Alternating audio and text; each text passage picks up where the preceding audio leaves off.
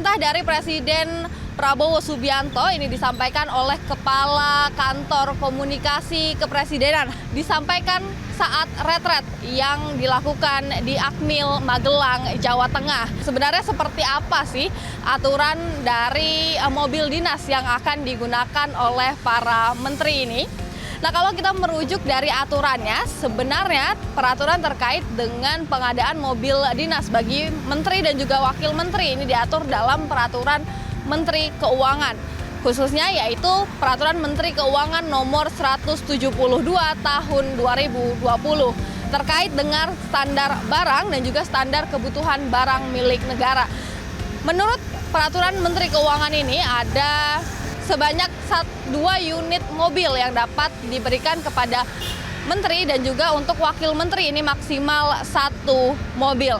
Nah, kalau kita melihat dari aturan ini dengan catatan setiap menteri ini mendapatkan 2 mobil dinas dan juga wakil menteri ini mendapatkan 1 mobil dinas, ini berarti secara keseluruhan dari Kabinet Merah Putih milik Prabowo ini membutuhkan kendaraan dinas sebanyak 162 unit.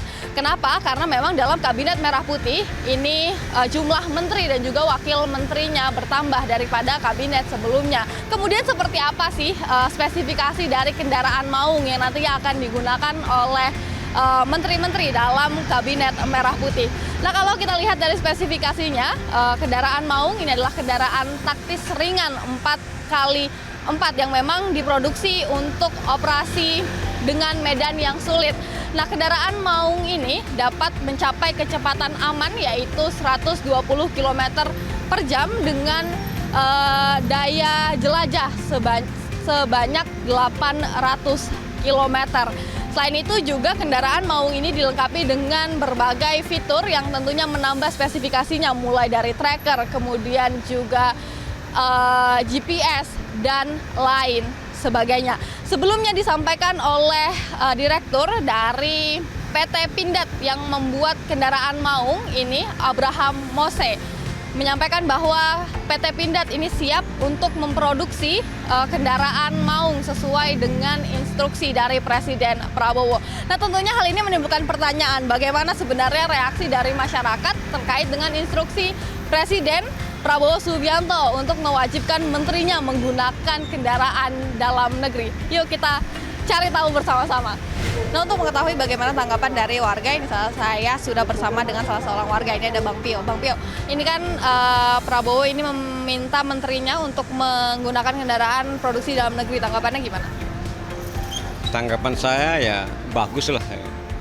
Soalnya kita harus mendukung produksi dalam negeri supaya produksi dalam negeri ini bisa maju dan bisa laku di Indonesia gitu.